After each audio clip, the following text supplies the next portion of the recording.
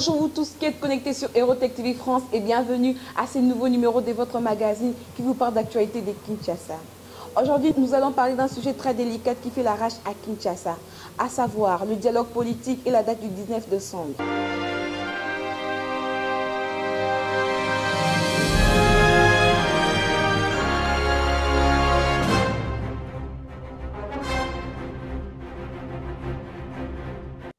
Comme vous le savez bien, à Kinshasa, après le premier dialogue qui a débouché à un accord politique du 18 octobre 2016,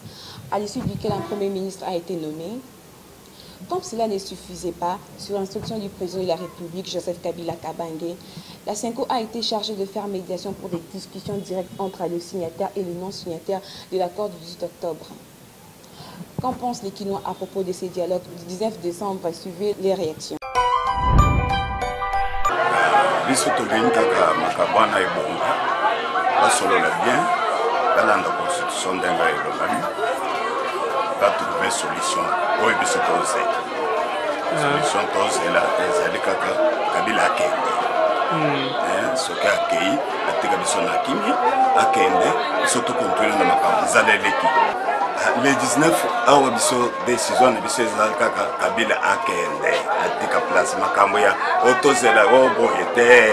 constitution elobi soki asali de mandat il faut ke akende yango wana tozela akende le 19 tomona ye lisusu te ale bankambo akobakisa ezali kaka bato bazokosa ye wana batika kokosa akende. Awa toza na marché central na wenza munene ya Kinshasa Zando esika oyo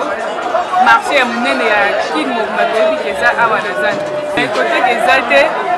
tofandi kaka boye tozoyeba te bato bazosomba biloko te tozozelaka tozokaka o le 19 toyebi te le 19 yango eza fin du monde to le 19 yango eza nini oyo bato nyonso ezaka le 19 koteka eza te tofandi banda ntongo ata 100 francs eza te toyebi te tosuka wapi mais oyo biso toza nango besoin toza na besoin ya kimia ekota na mboka toza na posa ya dialogue bongo batie kosala wana bapesa biso baréponse moko favorable matiti moko ya bien de façon ke kimia ezala na mboka de façon ke le 19 wana eleka mpe bien po soki bango eke na dialogue bakoti wana bapesi compromis ya bien te donc ekozala toyebi te so le 19 yango ekozala nini toyebi te. biso mpe tozozela kaka bamakambo yango kaka ekoka kaka babongisa bamakambo yango ndenge ezali po biso toza bana mboka biso nyonso jamais bakoki kosokipe kaka na bamakambo na bango moko te po biso bana mboka mpe fo tozala mpe na valeur nandi tokoyi babitumba tokoyi baboyeboye so bamakambo so ya ndeni awa bato mabe awa baza te oyo tokobunda na bango mais biso tozodeklare mpo na droit na biso ya mboka ndenge ezali toa na problème ya likambo ya motu te biso toa bana mboka fo bayoka nde bana mboka